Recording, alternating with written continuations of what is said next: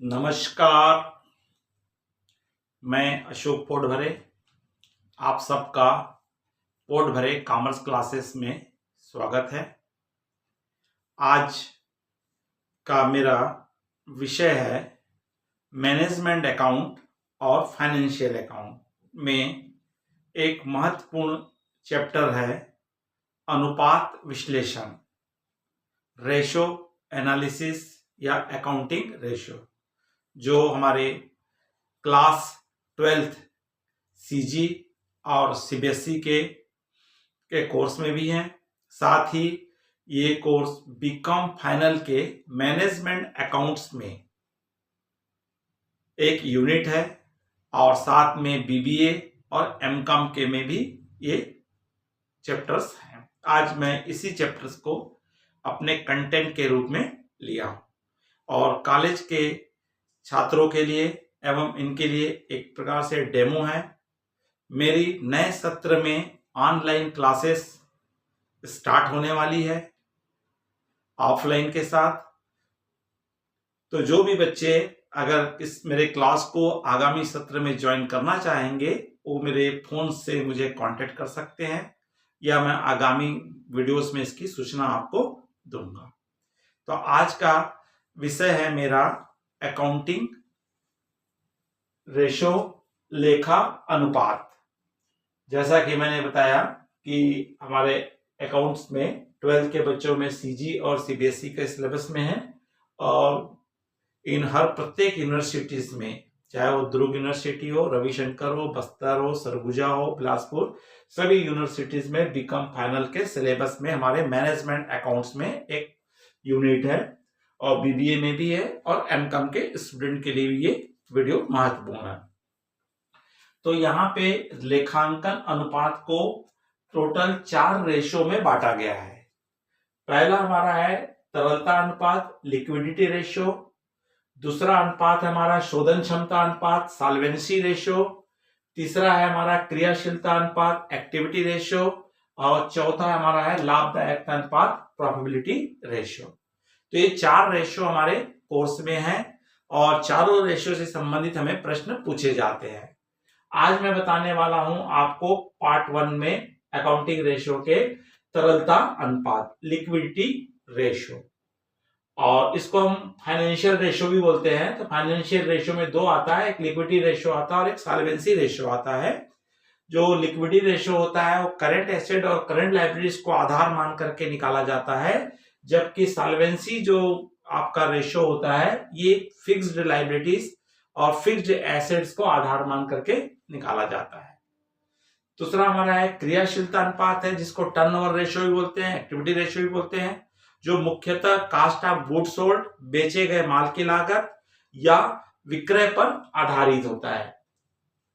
और तीसरा हमारा होता है लाभदायकता अनुपात, प्रॉफिटेबिलिटी रेशो, जो पूर्णतः हमारे सकल लाभ, gross profit, net profit, net operating profit, operating profit, तो कुल मिलाकर के जितने भी प्रॉफिट्स होते हैं उनके आधार पर निकाला जाता है। ये भी 2 पार्ट में होता है, एक लाभ के अनुपात में और एक इन्वेस्टमेंट के आधार पर। तो जिसमें इंपॉर्टेंट हमारा है 12th के स्टूडेंट्स के लिए लिक्विड रेशो में से कंपलसरी एक प्रश्न आता है और कॉलेज में भी हमको लिक्विडिटी रेशो से आता है और सभी से रिलेटेड आता है। तो हम 3 पार्ट में इस वीडियो में मैं आप लोगों को चारों रेशो को बताने का प्रयास करूंगा। तो आज के मेरे इस वीडियोस में मैं आपको बताने जा रहा हूं लिक्विडिटी रेशो कैसे निकाले जाते हैं, क्या होता है, कैसे कैलकुलेशन करते हैं, इनके बारे में अपन डिस्कस करेंगे। अगर आप इस चैनल में नए हैं तो सबसे पहले आप सब्सक्राइब कर दीजिए और मेरे चैनल के एक सदस्य बन जाइए और आइकॉन बेल को भी दबा दीजिए, जिससे मेरे आने वाले वीडियो की आपको सूचना मिले। मेरा प्रयास है कि वर्तमान में अभी परीक्षा के गैप में मैं एक संक्षिप्त में प्रत्येक चैप्टर को समझाने का प्रयास करूंगा, जिससे बच्चों को एग्जाम के गैप में इस वीडियो को देख करके वो अपने क्वेश्चन पेपर को बहुत अच्छे से सॉल्व कर सकते हैं। तो चलिए आज देखते हैं हम अपना लिक्विडिटी रेशियो, तरलता अनुपात। तरलता अनुपात में 3 अनुपात रखे गए हैं। एक होता है चालू अनुपात जिसको हम करंट रेशो या वर्किंग कैपिटल रेशो भी कहते हैं। दूसरा हमारा आता है तरल अनुपात जिसको हम लिक्विड रेशो या एसिड टेस्ट रेशो भी कहते हैं। और एक होता है अधितरल अनुपात जिसको हम एब्सोल्यूट लिक्विड रेशो के नाम से जाने जाते हैं। तो तरलता अनुपात में ये 3 रेशो पूछे जाते हैं, जिसमें हमारा पहला रेशो होता है करंट रेशो, चालू अनुपात। तो इसका फार्मूला होता है current asset upon current liabilities, चालू संपत्ति बटे चालू दायित्व, या इसी को हम वर्किंग कैपिटल रेशो भी कहते हैं। तो सबसे पहले आपको ये जानना होगा कि करंट एसेट्स क्या है और करंट लायबिलिटीज क्या है। तो आपने बैलेंस शीट देखी होगी, उस बैलेंस शीट का 2 पार्ट होता है, एक लायबिलिटीज पोर्शन होता है और एक एसेट पोर्शन होता है। तो यहाँ पे हमारे फिक्स्ड एसेट्स होते हैं, और फिक्स्ड लायबिलिटीज होती है।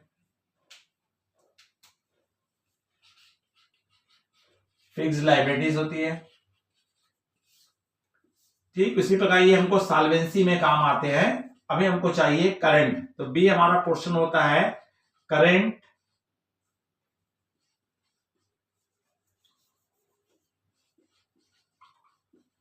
रेशो, और दूसरा हमारा होता है लिक्विड रेशो, हमारा लायबिलिटीज, करंट एसेट्स और करंट लायबिलिटीज, चालू संपत्तियां और चालू दायित्व। तो सबसे पहले हम देख ले कि हमको इसमें करंट एसेट्स क्या क्या होती है और करंट लायबिलिटीज क्या क्या होते हैं। तो करंट एसेट्स में हमारा जाता है, सबसे पहले हमारा आता है कैश इन हैंड, जिसको हम हाथ में रोकड़ कहते हैं, कैश एट बैंक, बैंक में रोकड़। इसी में हमारा आपका आ जाता है रिसेबल्स कहते हैं हम यहाँ पे, ट्रेड रिसेबल, जिसके अंतर्गत 2 चीज आ जाते हैं, एक डेप्टर्स आता है और जिसको हम देनदार कहते हैं, और बिल्स रिसेबल आता है BR, प्राप्य विपत्र। ये दोनों हमारा आ जाते हैं ट्रेड रिसेबल की कैटेगरी में आते हैं। और इसके बाद हमारा आ जाता है क्लोजिंग स्टॉक, जिसको इन्वेंट्री कहा जाता है, इन्वेंट्री अंतिम स्कंद या स्टॉक कहा जाता है। एक आ जाता है हमारा इन्वेस्टमेंट, जिसको हम विनियोग कहते हैं। और ध्यान रखना है यहाँ पे, गवर्नमेंट सिक्योरिटीज में अगर आप किसी गवर्नमेंट की संस्था में इन्वेस्ट किए हो उसको करंट मानते हैं, और अगर आप किसी कंपनी में किसी कंपनी के शेयर खरीदते हैं, तो इक्विटी शेयर या प्रेफरेंस शेयर या कोई फंड खरीदते हैं, तो वो करंट फिक्स्ड लायबिलिटी एसेट्स में आ जाता है। इसके अलावा आ जाता है प्रीपेड एक्सपेंसेस और एक्रूड इनकम्स, पूर्वदत्त व्यय और उपार्जित आय। तो ये हमारे कुछ क्या है, करंट एसेट्स है। जहां जहां भी हमको करंट एसेट्स पूछेगा तो इनमें से जो भी आइटम्स होंगे उनका टोटल ही हमारा करंट एसेट्स कहलाएगा। ठीक उसी प्रकार करंट लायबिलिटीज में हमारा जाता है आपका बैंक ओवरड्राफ्ट, बैंक अधिविकर्ष,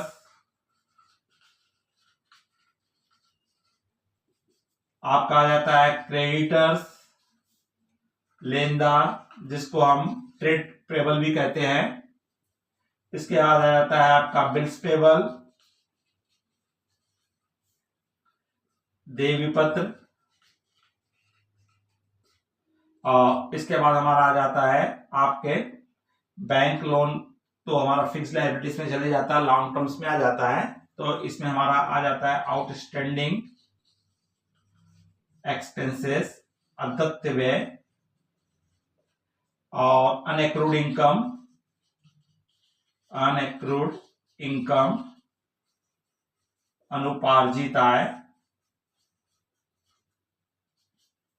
और साथ में हमारा जाता है आपका provision for tax, provision for tax, कर का आयोजन, और आ जाता है लाभांश दे, लाभांश, डिविडेंड पेबल, डिविडेंड पेबल। तो ये हमारे क्या है, करेंट लायबिलिटीज है।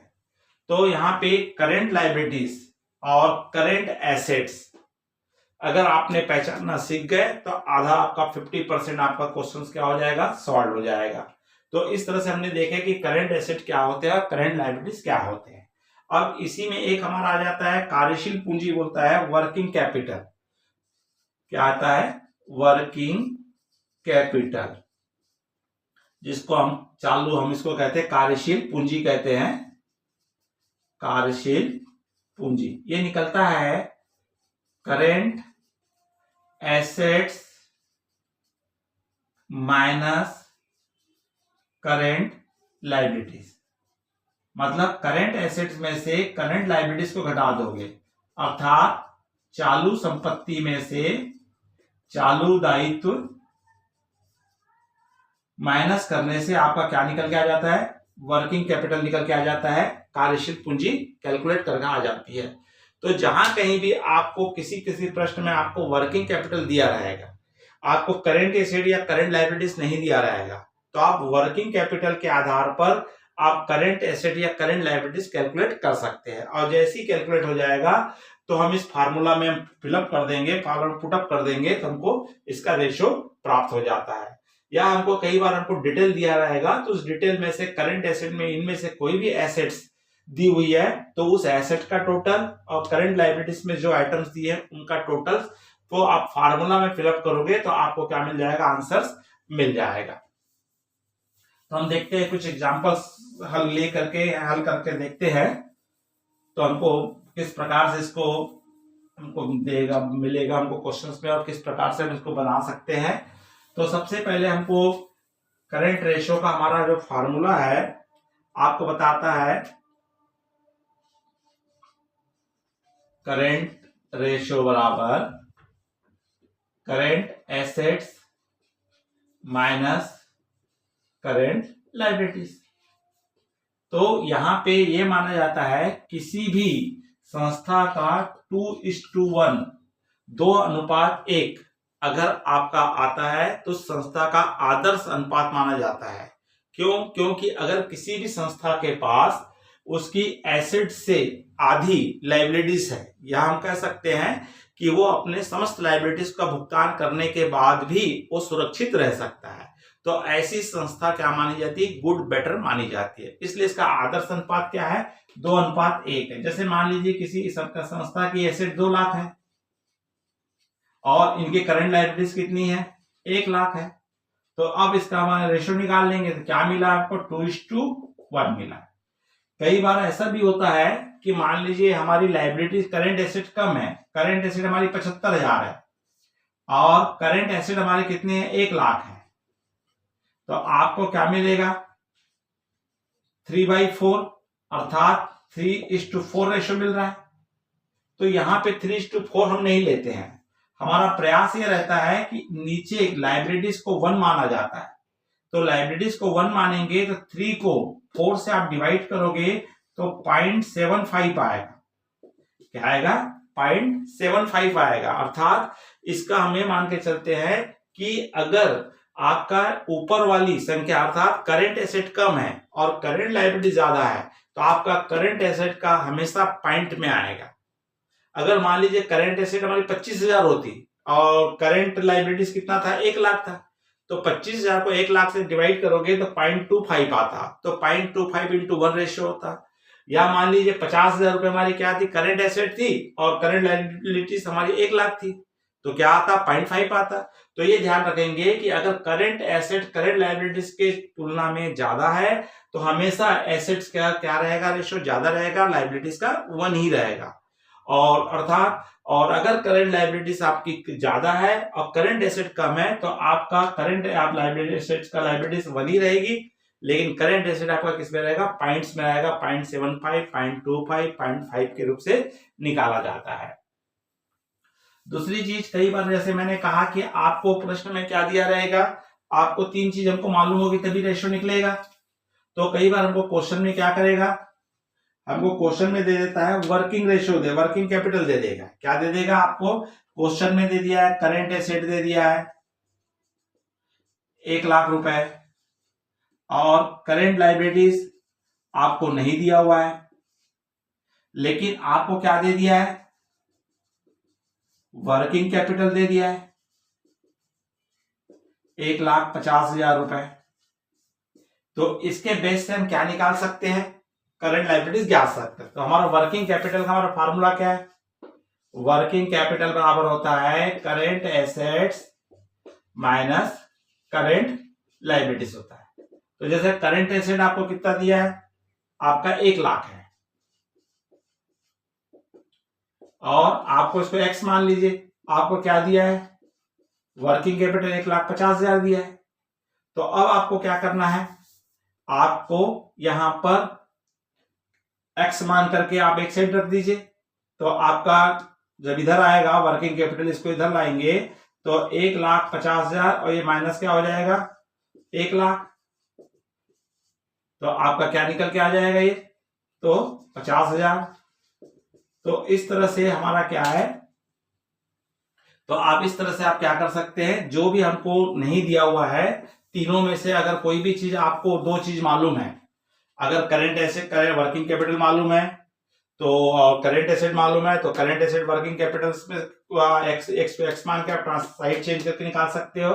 या अगर आपको करंट लाइबिलिटीज मालूम है, करंट एसेट नहीं दिया हुआ है, तो भी आप निकाल सकते हैं। एक को किसी को भी आप मान करके आप उसका क्या निकाल लीजिए, करंट लाइबिलिटीज या करंट एसेट निकाल लीजिए। उसके पश्चात आप क्या कर सकते हैं, आप इसका क्वेश्चन सॉल्व कर सकते हैं। उसी प्रकार कई बार हमको क्या करता है, इनका रेशियो दे देता है। अब जैसे हमको बता दिया है कि करंट रेशियो हमको 2:1 दे दिया है, और यहां पे आपको करंट एसेट हमको नहीं दिया हुआ है, और करंट लाइबिलिटीज हमको बता दिया है, और आपको इसका आंसर दे दिया 2:1 है। तो हम इसको भी कैलकुलेट कर सकते हैं। तो करंट एसेट हमको क्या है, एक्स है, करंट लाइबिलिटीज कितना है 50,000 है, और इनका रेशियो क्या है 2:1 है। तो क्रॉस मल्टीप्लाई कर दीजिए, x बराबर और 50 इंटू 2 कर दीजिए। तो इस तरह से 1 लाख रुपए। तो x का मान क्या माने थे आपने, करंट एसेट माने थे, तो करंट एसेट बराबर आपका क्या हो जाएगा 1 लाख रुपए आ जाएगा।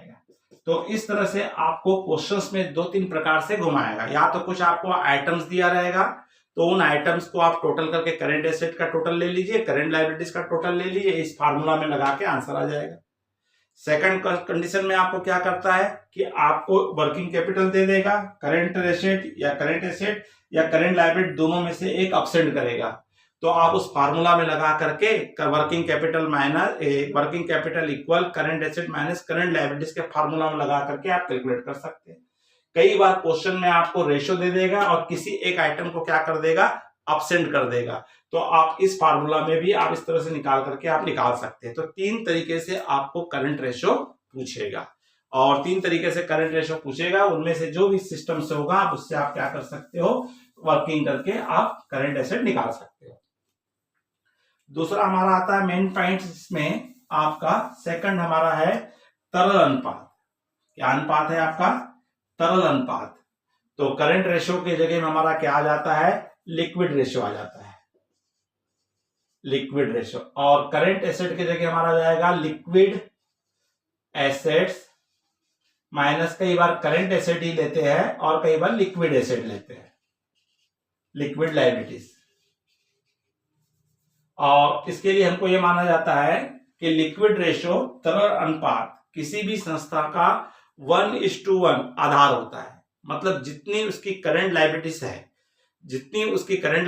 है, उतने ही उसकी क्या है, लिक्विड एसेट्स है। मतलब लिक्विड एसेट और लिक्विड लायबिलिटीज अगर दोनों समान है तो कंपनी गुड कंडीशंस में मानी जाती है, बेटर कंडीशन में मानी जाती है। तो लिक्विड रेशियो हमको निकालने को लेगा, तो liquid asset upon liquid liabilities. तो यहां पर लिक्विड एसेट कैसे निकलेगा, तो लिक्विड एसेट्स होता है, आपको क्वेश्चन में ज्यादातर करंट एसेट दे देगा, इस करंट एसेट में से दो आइटम आपको माइनस कर देना है, एक स्टॉक इन्वेंट्री और प्लस प्रीपेड एक्सपेंसेस। तो करंट लाइबिलिटी एसेट्स में से दो आइटम को आपको हटा देना है, दो आइटम को छोड़ देना है। कौन कौन से आइटम को? एक इन्वेंट्रीज अर्थात स्टॉक को और दूसरा प्रीपेड एक्सपेंसेस को। जैसे मान लीजिए करंट एसेट्स हमको यहां पे दे दिया है आपको 1,20,000 और आपको वहां पे स्टॉक दिया है 15,000 और प्रीपेड एक्सपेंसेस दिया है 5,000। तो इस तरह से 1,20,000 में से आपका 20,000 क्या हो जाएगा? माइनस हो जाएगा। तो इस तरह से एक्चुअल में लिक्विड एसेट जो है वो कितनी है? 1,00,000 है। लिक्विड एसेट कितनी है?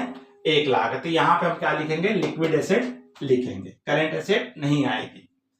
ठीक उसी प्रकार कई बार हमको लिक्विड लाइबिलिटीज की जरूरत पड़ती है और कई बार हम करंट एसेट को ही लेते हैं। तो यहां पे करंट लाइबिलिटीज में से केवल बैंक ओवरड्राफ्ट, किसको?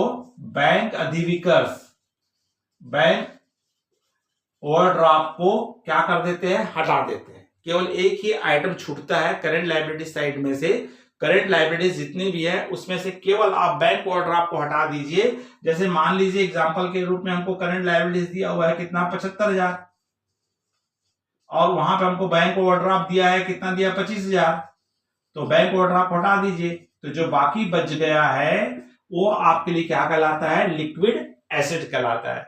जब आपको लिक्विड एसेट भी मिल गया है और लिक्विड लाइबिलिटीज भी मिल गया है, क्या मिल गया आपको? लिक्विड लाइबिलिटीज भी मिल गया है। तो दोनों में से आपको इसको फिलअप कर दीजिए। तो यहां पे 1,00,000 रुपए हमारा क्या आया था? लिक्विड एसेट था और लिक्विड लाइबिलिटीज, करंट लाइबिलिटीज में से बैंक ओवरड्राफ्ट को छोड़ देना है अर्थात माइनस का। अगर टोटल अमाउंट दिया है तो आपको माइनस कर दीजिए। अगर आपको आइटम्स दिए हुए हैं तो बैंक ओवरड्राफ्ट को छोड़ करके, बैंक अधिविकर्ष को छोड़ के हर आइटम को ले लेंगे तो उसका टोटल हमारा आएगा। तो इस तरह से हमारा क्या आएगा? ये 75,000 रुपए है। तो इसका भी हम रेशियो निकालेंगे तो हमारा 1 पॉइंट क्या आ जाएगा? आप इसको कटा दीजिए, 3 3 0 25 3 आ गया और 25 4 बार गया तो 4:3 आता है ना। लेकिन हमको यहाँ 4:3 नहीं मानते हैं। सीधा हमको क्या करना रहता है? इसका सीधा यहाँ पे 75 से इसको क्या कर देते हैं? डिवाइड करेंगे। तो आपका ये क्या मिलेगा? पॉइंट्स में मिलेगा। किसमें मिलेगा? आपका 1 पॉइंट आपको निकालेंगे हम इसको तो 4 डिवाइडेड बाई 3। तो आप डिवाइड करोगे कितने बार गया? 1 बार गया। फिर आप यहाँ क्या लगाएंगे? पॉइंट लगाएंगे। यहाँ बचा 1 पॉइंट लगा के 0 के 3 बार गया। फिर आप कर लेंगे 9 बार गया 3 तो 3 आएगा, मतलब 1.333 आएगा। इस रेशो क्या आएगा? 1 आएगा। तो हमेशा ध्यान रखना है कि नीचे जो लाइबिलिटीज वाला होगा हमेशा 1 रहेगा और ऊपर वाला अगर संख्या क्या है? बड़ी है तो 1.2 पॉइंट समथिंग आएगा। अगर छोटी है तो उस समय हमेशा 0 पॉइंट से आपका रेशो लिया जाता है। तो ये आपने क्या देखे? लिक्विड एसेट्स और लिक्विड लाइबिलिटीज कैसे निकालेंगे। और जब लिक्विड एसेट और लाइबिलिटीज निकल जाएगा तो इस फार्मूला में आप पुटअप कर दोगे तो आपको आंसर्स मिल जाएंगे। तीसरा हमारा एक होता है इसमें एब्सोल्यूट लिक्विड रेशो। क्या होता है? Absolute liquid ratio. तो यहाँ पे ये जानने का प्रयास किया जाता है कि कंपनी वास्तव में कंपनी तत्काल कितना भुगतान करने में सक्षम है। तो इसके लिए हमको यहाँ पे इसका जो फार्मूला है आपका, जिसको हम एब्सोल्यूट रेशो कहते हैं और इसको हिंदी में कहते हैं अधितरल अनुपात। तो यहां पे हमको जो लिया जाता है, आपको वर्तमान में कंपनी के पास देखा जाता है कितनी कैश है, कितना बैंक है, कैश एट बैंक कितना है और साथ में इन्वेस्टमेंट, वो भी इन्वेस्टमेंट गवर्नमेंट फंड में होना चाहिए। और अपॉन यहां भी करंट लाइबिलिटी ही देते हैं और अगर लिक्विड लाइबिलिटीज है, बैंक ओवरड्राफ्ट है तो उसको छोड़ देते हैं। तो तत्काल हमारे पास cash in hand cash at bank कितना है? तो मान लीजिए हमारे पास कितना है? Cash in hand cash at bank 10,000 है और हमारे ऊपर लाइबिलिटीज कितने की है? 1,00,000 की है। तो आपका क्या मिलेगा? 0.10 रेशियो 1 आएगा। तो इस तरह से आपको एब्सोल्यूट लिक्विड रेशियो निकालने बोलेगा, तो उस समय आपको क्या देखना है, संस्था के पास, फर्म के पास, कंपनी के पास कितनी कैश इन हैंड है, कितना कैश एट बैंक है और कितना इन्वेस्टमेंट है, और अपान हम क्या कर लेते हैं, करेंट लायबिलिटीज या लिक्विड, तो उसको डिवाइड करोगे तो आपका एब्सोल्यूट रेशियो निकल करके आ जाता है। तो ये था बच्चों स्टूडेंट्स लिक्विड रेशियो अनुपात। इसी प्रकार इसमें से हमारा सॉल्वेंसी रेशियो आता है, इसमें से कॉलेज में कुछ क्वेश्चंस पूछा जाता है और सीजी में हमारे इसमें नहीं पूछता है, और सीबीएसई में अभी नए सिलेबस में कुछ इसको इन्वॉल्व किया है। और कल मैं आपको नेक्स्ट वीडियोस में आपको एक्टिविटीज रेशियो को बताऊंगा कि एक्टिविटीज रेशियो में से कौन कौन से अनुपात निकाले जाते हैं, किस प्रकार निकाले जाते हैं और कैसे निकाले जाते हैं, इस पे डिस्कस करेंगे। और पार्ट 3 में मैं आपको बताऊंगा प्रोबेबिलिटी रेशियो किस प्रकार से ज्ञात किया जाता है। अगर आप लोगों को ये वीडियो अच्छा लगा होगा तो लाइक कीजिए, और जो भी आप कमेंट्स देना चाहते हैं, जिस चैप्टर्स पे आपको वीडियो चाहिए, आप कमेंट्स बॉक्स में लिखिए। अगर आप इस चैनल में नए हैं तो सब्सक्राइब अवश्य कर दीजिए, जिससे कि आप मेरे नए मेंबर्स बन जाएंगे और मुझे खुशी होगी। नमस्कार, जय हिंद।